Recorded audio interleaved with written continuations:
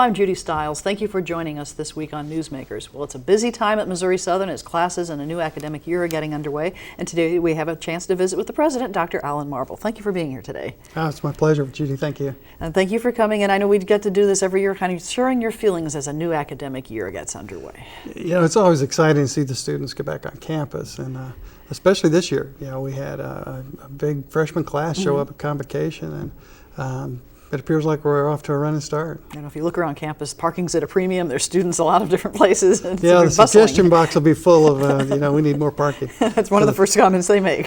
Seems like it. Well, prior to the students arriving, you had a chance to visit with faculty and the Board of Governors. I thought we'd start off with talking. Last week you had a chance for faculty and staff to gather together and the administrators to visit with them. We did, and I think it's really a fine day. So we can get together and spend the morning to you know, kind of update everyone, catch everybody up on where we are. And this year we did do something a little differently. We had a guest speaker, Dr. Malia Stockham, came in and spoke about Generation Z, the next group that's coming. You know, we've had millennials and Gen Xers and all that, and now we have Generation Z. So we have to learn that continuing education for the people who are teaching, that, you know, how you learn about the changes. Really how you teach, how you communicate, and how they've grown up really in a different world than we often realize. Few of them are really aware of 911. Right. You know, they were very small when that happened, so it's not part of their daily life to think about those things. So they've grown up in a world where we're at war most of the time. You know, a lot of things have affected them differently than, you know, the generations prior. Right. Well, I know when listening to your presentation, there were certain themes, and one thing you stressed was teamwork, talking to the faculty and staff and everybody on the campus being part of a team. Yeah, I think that's something that we do sort of automatically here at Missouri Southern, is that folks are always ready to help. You just have to ask, and you have volunteers show up to help. The great game of education has helped us push that along too, and frankly, we're in much better shape than many universities in the state as the budget cuts have come along. We've been able to deal with those better because we do work as a team very, very well here. I know I wrote down a comment that you said, you know, higher education's changing, but it still needs to be more than a job training factory. I think you used the term, that we need to keep in mind what higher education is. That's right. I think that, you know, certainly job training is important, and we need people to be well trained, and we need to have folks be career ready when they leave. But they need a good sampling of humanities to, you know how to live a great life. You know, just being able to make a living is not all of it. So I think we have to guard and protect the humanities and the liberal arts. So as we go through these transitions of higher education, Missouri Southern, like all institutions, whether it's private or public, are adapting to the new world of education. You know, the changes seem to me to be gaining in velocity. You know, there's a lot of change, but it's just happening faster and faster and faster. And technology is hard to keep up with and quite expensive. So that's just probably our primary challenge. We have very talented faculty, extremely talented staff members, but giving them the tools they need and the technology they need is a challenge. Right. Now, you also met with the Board of Governors to start the week, so you had your monthly meeting in August right after talking to the faculty and staff. We did, and we moved the Board of Governors meeting to 10 o'clock in the morning so they could enjoy the picnic on the Oval and the eclipse. See the eclipse at the same time. See the eclipse with everyone. So, no, it was a good morning. The Board of Governors, we have a great board now, a full board, and many universities do not. They still have vacancies, but we have a great board of governors, and they do a great job for us. Following up on some of the reports out of that, as well as what was mentioned Friday, people in the community might have heard about the construction projects. Reynolds Hall is pretty much finished now. You're ready to have a ceremony. Reynolds Hall is really close to the punch list. We're about, have it finished, and then we'll kick off the Nixon Hall construction. Soon thereafter, probably, I think Rob said at the board meeting in November. So the construction in the areas of science and math are going to continue for that part of campus. They are going to continue, but even at that, I'm not sure we have enough, because our demand on campus for in Reynolds Hall and the STEM areas is just exploding. It's very hard to keep up. Obviously, with the med school moving to town, there's much more interest in the Yours to Lose program, obviously. And even pre-med that are not in the Yours to Lose program, and then pre-engineering and pharmacy and all those things. A lot of demand in that building. And that kind of ties into enrollment. I know there were they can't officially announce numbers yet, but there are a lot of signs, like you say, the large freshman class, that enrollment is looking good. I don't know what the real number, we had a day last week where we didn't have telephones or internet or email service, because one of the providers had cut fiber optic cable someplace. So they cut the service to the campus. Yeah, right? 50 miles away, we didn't have service. So we're still trying to catch up with some of the enrollees that were trying to get here and trying to enroll. But I think we'll be up a little bit. So, fortunately, it's managed growth. I think we'll be all right. Right. So as people in the community here, Missouri Southern's getting more students. That in turn means that you have more opportunities for programs. Absolutely. Tying things together. Budget's one of the things I'm sure a lot of people are saying. Well, ask them about the budget. People want to know what's happening at Missouri Southern. We've seen headlines, stories. What is your feeling right now about budget situation? Well, the university budget. We planned that early in the spring, and we were looking at perhaps a state cut that might be less than what it ended up being 9%. But since we had heard the number 9% from the governor's office, we went ahead and built that into our budget. That we thought it probably would be 9% reduction, and it was. So we're going to lose about $2.5 million, which is serious money for a university our size.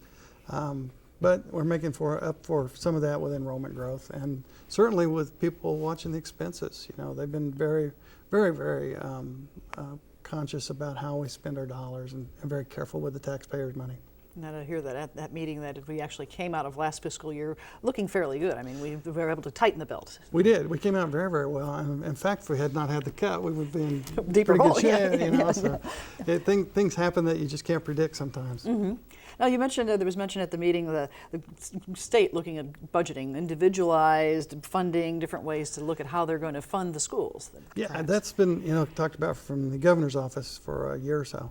Well, not a year, but I guess in January, February, I first heard this, that they may look at a new funding model for colleges, universities, and do it independently. So each school looked at separately as your budget. And we don't know what that's going to be like. We have no idea yet if, in fact, that will happen, or some variation. We just don't know. But I think what we do know is it's not going to be the same.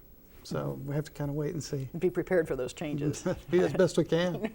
So in your role as president, of course, you have executive vice president and others, keeping in touch with the lawmakers and what's happening in Jefferson City is a key job. It is, but we have a great delegation here, and they're all very kind to Missouri Southern and to education in general in Southwest Missouri, K-12 and Crowder College, and everyone at Missouri State. Southwest Missouri is growing. Some other parts of the state are not. And so it's not unusual that we would hopefully see some more money head this direction. So we have a very good representation in Jefferson City that they're very close to us and are trying to help as much as they can. Push as much as they can to help out. And I know there have been talks about Missouri Southern's tuition. People are probably curious, in the past we've heard our tuition is so much lower compared to other universities. What can happen with that in the future? Well, that's all still true. In fact, we are the lowest tuition of any university in the state, any public university in the state. I guess private too, because there wouldn't be any more. None of the private would be lower than private. They'd be higher. much higher anyway. And I think it's come to the point where really it's a disadvantage for our students. It's hard to say, well, it's, low tuition's a disadvantage for students, but when state funds are being withheld and actually lower than they were, we will receive less state dollars. The higher education will get fewer state dollars in 2018 than they did in 2002. So it's been a downhill trend there. Yeah, and inflation has changed. Everything costs more. And tuition has been limited to only the Consumer Price Index since about 2009 when Senate Bill 389 passed. So it's been a squeeze on revenue, and then that's why it makes it difficult to keep up with the technological changes. The costs that you've mentioned. Even buy microscopes for the labs, those kind of things. So at some point we need to have a tuition increase of a significant amount that to put us even equal with Missouri Western, our sister institution. We're $20 per credit hour below them. Below the sister school, the one that everybody compares to Missouri Southern. So that's something that's got to change at some point in the future somehow. So that's something that you have committees, you have people looking at. What are the options? We do. We have a couple separate committees looking at the tuition issue, and there's a plateaued tuition. Some schools charge for 12 hours, anything above that. That's an option. There's an option that might have locked tuition. So if you came in and said that you're going to graduate in 4 years, you might get the same tuition for those 4 years. Guarantee that 4 year that rate. We could do that. The risk. There's risk with all of it, but the risk for that one is that if the state cut appropriations next year, you're stuck with low tuition for that group for their whole 4 years. Then there's another option of differential tuition, because some programs just cost more than others. You know, it costs more to do those STEM classes over in Reynolds than it does, you know, a history class, for Right, example. the lab equipment, the things that are needed and all for that. So that there would be a differential cost for those. And I don't know what they're going to come up with, but you know, we've got smart people working on it. Right. Now you mentioned 4 years, and there's a big push, I guess, statewide, not only Missouri Southern, for students to target that goal of graduating in 4 years. That's right. 15 to finish was passed into law 2 years ago, actually, and we should all be moving toward that, and we have. We're working, you know, pathways to graduation for students, and trying to educate them that they need to take 15 credit hours every semester for 4 years to be able to graduate with 120 credit hours. That's often somehow forgotten. Students, they can qualify for federal financial aid with 12 credit hours. So they think 12 hours all I need. They're and still missing those other 3. Get behind, you know, and it really costs them. And if it costs them another year, as you probably heard Darren Fullerton say, it may be $50,000 out of their pocket, not because we're charging all that, but because they missed a year of work that they could have already graduated and been working. They could be. So we're trying to get them out into the workforce as, you know, as quickly and as well prepared as possible. So that's a message that really the incoming freshmen, the people who are thinking about school, need to be looking at. That, That's right. Start off strong. At convocation, that's what I tell them. You know, you need to change your mindset. You've been told all your life, go to college. Well, here you are. Now we're going to tell you, graduate from college. So stick with it and get it done, and do it as you know, as promptly as you can. Now you mentioned convocation. For the audience, there's a freshman convocation where you have incoming freshmen who gather, and you and others visit with them and kind of give them a good kickoff, start off, let's go get strong, be good students. It is a great day, and in fact, I think this, you know, this is my 5th one, I guess. I think we have the biggest group that I've seen.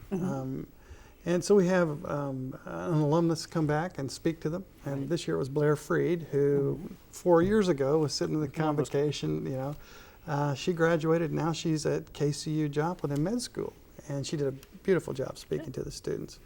We give them all a medallion, and it has a green ribbon. Then when they graduate, they wear that medallion but with a gold ribbon. So it's just a little bit of tradition.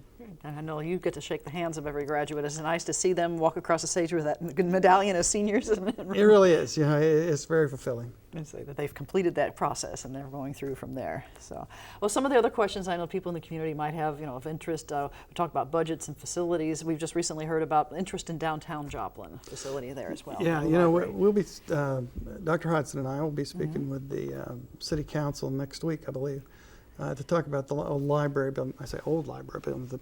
The former library building. The vacant library building, yeah, the former library building. There's been some interest in moving a couple of our programs, perhaps partially or some down there, and creating maybe a couple of new programs for that area, and then perhaps some private development that would put apartments in the area. So it could be a very good thing for. And it's kind of ironic. It's 50 years ago that we moved out here to Mission Hills from downtown, so it could be a you know, kind of synergistic thing if we could come back full circle to downtown. Full circle to have a presence downtown and here both. Now this is the 50-year celebration of actually being on this campus and this facility, so there are a number of things being to observe. That's right. And October 27th, we're going to have a rededication ceremony. So people will be hearing more about that as we get closer to the time. And that becomes a community celebration as well. It's not just Missouri Southern saying, look at us, we've been here. You want the Joplin community to be involved. Oh, absolutely. You know, we feel more woven into the community than ever, and we do things together all the time, probably more than people know. But yes, we want people to come and celebrate with us. Make that part of the tying everything together. Another project that we've heard that was put on hold because of the budget cuts, the dental school. People might be wondering, you know, what's going to happen with that proposal, that idea? Well, it's on hold, but we put it back in our budget request, right along with UMKC. You know, they put it in their budget request, so it's in to be looked at. It didn't get funded this year, but we'll put it back in next year and keep trying, because it's a very good plan. It's one that would benefit everyone. We just hope that the state can find the money to do it. Right, that's the challenge. It's coming from the state level, like you mentioned earlier. Well, you mentioned the great game of education earlier. I want to go back to that because people have heard that. In the last couple of years, we've talked about it, and really, you're at the point where you've had some results, and there's more people coming up with ideas now. How we can take it the next step. Oh, the ideas are just coming out, you know, like crazy. People have really taken to this. In fact, we have been we won the Pioneer Award for the year with the Great Game of Business that they're going to present to us. And we're negotiating with SRC, that's the holding company for Great Game of Business, to be the education provider and start helping other colleges and universities do the same thing. It's been very, very good for us, for people to understand, the numbers and the stories behind the numbers, and then the people behind the stories. And I know you mentioned at the opening session that the other universities in the state want to say, how are you doing it? So it's, you're kind of setting the pace for many people. And we'd be glad to tell them for a fee. So there's a lot of benefits to it other than helping out along here.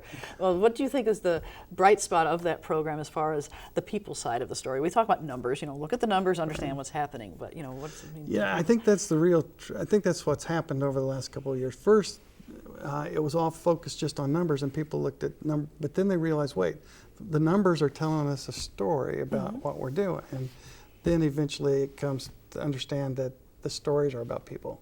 And folks have all kind of gotten it now. So the mini games are running all over the place, and people are finding new ways to save money and create revenue, and can see it flowing back into the university. And frankly, I think people understand that it really kept the wolf away this year when we had the big budget cut. We didn't get hurt as badly as some places. We didn't lay off 400 people. We hear about the layoffs at the other schools, or other schools where people had to take salary reductions and so forth. It was tough enough, but we got through it in much better shape than we would have otherwise. Right. So that future planning is always in the process. That what we're doing now is going to affect what's going to happen 5 to 10 years from now. That's right. We just don't know what all is going to be happening 5 to 10 years from now. Right, the bumps that may come in the road between then and so forth.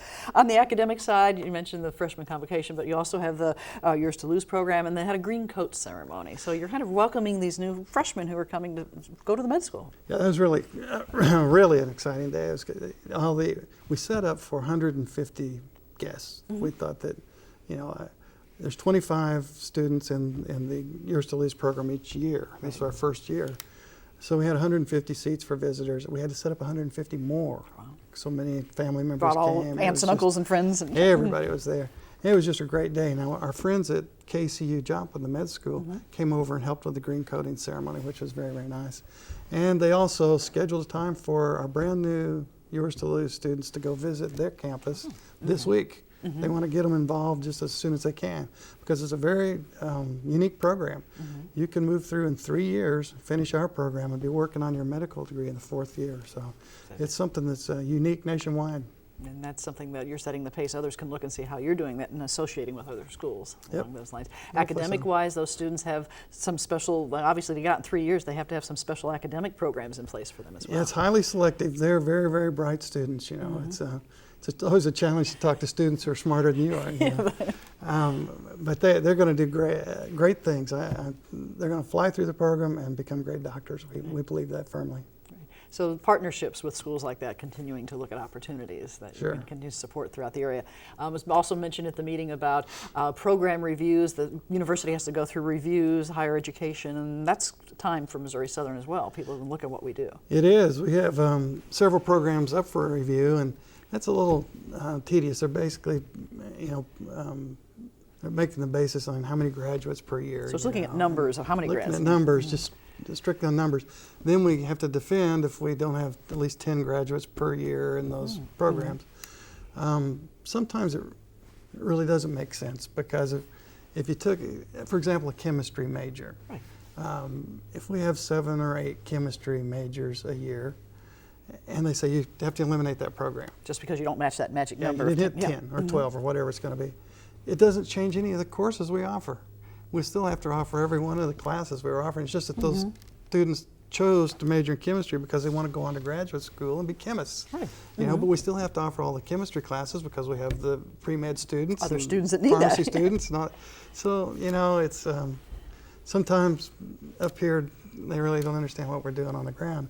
But we'll see. We have, I think, it's 28 programs that will be reviewed this year, basically on that basis, to see. Defend your numbers. Defend your numbers and, what's your plan to strengthen it or eliminate it. And we'll see how that goes. And that's not unique to Missouri Southern. That's a statewide thing. thing. That's statewide. So people are watching saying, they're picking out Missouri Southern. It's every school in the state. It's every school in the state. And, well, it's how we lost German. The major a couple of years ago was that way. It just didn't have enough graduates. And they said, drop it. So.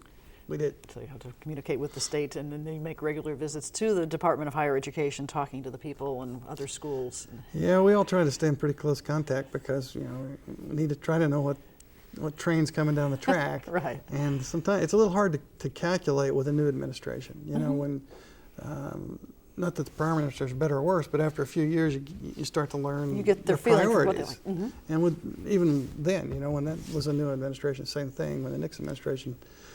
But now, you know, we have a new sheriff in town, and we just have to learn what their priorities are and make sure that we can answer all the questions. When people look at higher education statewide, state higher institutions, they may wonder, well, how do the schools, you know, do you communicate with the other presidents? Is it something where you collaborate or talk about, share ideas, or is it a rivalry between schools? You know? We both. Actually, it's both. Now, we meet every month. It's COFI, the Council on Public Higher Education in Missouri. So the presidents meet at least monthly. The chief financial officers, Rob Eust and his group, they meet monthly. There's a special group right now working on performance funding measures that Dr. Hodson, Brad Hodson, is representing us. Now, there was only 5 universities picked and 5 community colleges picked to work on that one. So it wasn't everybody. It wasn't everybody on that one. And we were fortunate to be one of the universities, and Brad took the assignment to be our representative. So we'll know what the new performance fund, they're changing the performance funding mechanisms that we've used for the last few years. But we communicate a lot. Yeah, we do.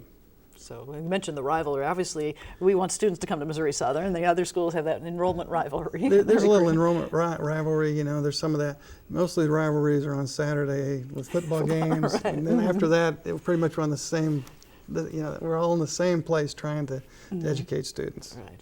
Of course, you mentioned athletics, and they also mentioned athletics at the meeting as well, and the growth of just the number of athletes on campus and the football team, a lot of enthusiasm in that area coming through. You know, it's interesting that some people would think, well, you just grew the cost, you know, side. That's not true.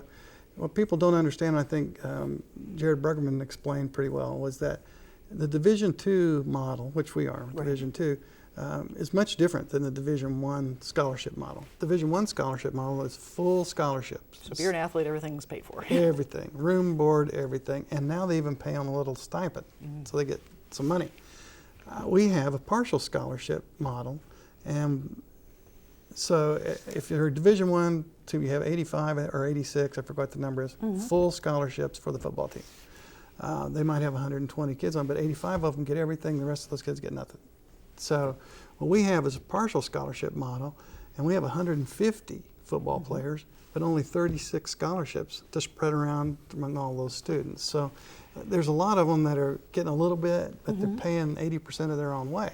So the more athletes you have, really, the more revenue you generate. And it was kind of the idea behind the JV basketball programs. They don't have any scholarship dollars for them, but they wanted to come and play basketball. So we call it developmental or JV basketball. And I think we have 18 or 19 on the men's side and 15 on the women's side. Good numbers. Good numbers.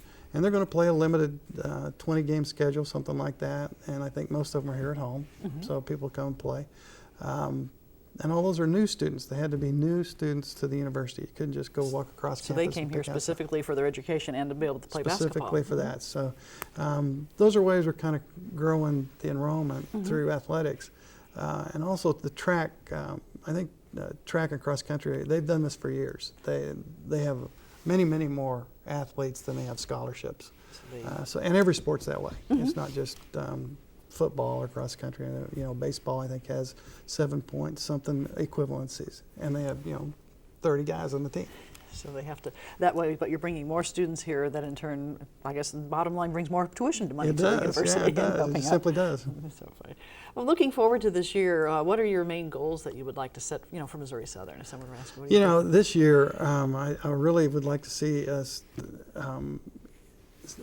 measure how this yours to lose thing works and see if that model can be duplicated in other areas, pre-engineering or some other areas that we might be able to help accelerate students through programs so that they don't linger, anyway.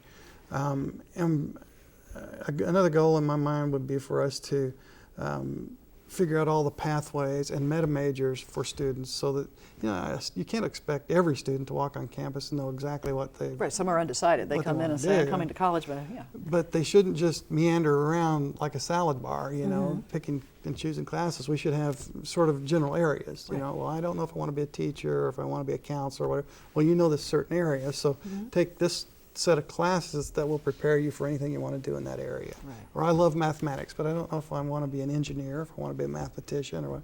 Okay, we'll take this set of classes. So we've got that all pretty much worked out, but I want to see how it works. Right.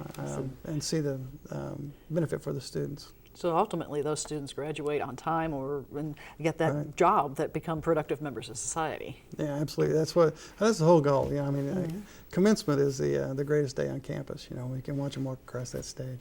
And following up then on the alumni side, I know you had a chance to meet alumni at different events. You hear from stories of people who've come through Missouri Southern that have graduated and gone on to be successful. We have great people out there. I mean, we have an astronaut who graduated from Missouri Southern. I have 2 pro football players right now in the NFL. There's been great, but there's just a lot of really good, solid folks that have come through this university, and it's really terrific to get back in touch with some of them. I think we sort of lost touch over time, especially with the Joplin Junior College group, and we made a special effort this last year to reconnect, and I think it's working. They're coming back in great numbers. And so I think that just stands to help our fundraising, to help our acceptance in the community, just to not forget again, and to keep those people engaged. So a lot of building the community pride, the people that support the school at all ages of their life. I'm starting to see a lot more community pride, frankly, and I'm really proud to see that. They have banners downtown you see on the poles, and a service station down the street paints green and gold. Right. Things like that are just. We had 100 flags that were provided to give away. To hang on they went in like 3 days. Wow. So we're going to go back to that donor and see if we can get some more flags. Some more flags to have around town that people can see this is Joplin. People Missouri. wanted them, so that's a good thing. That's great. Well, Dr. Marble, I know a lot's happening at the beginning of the year. I thank you for taking time out of your busy schedule to come by and visit with me today. It's always my pleasure, Judy. Thank you. You're welcome. And I'd like to thank you, the viewers, for joining us this week on Newsmakers. I'm Judy Stiles. Hope you can join me again next week at the same time on this station. We'll see you then.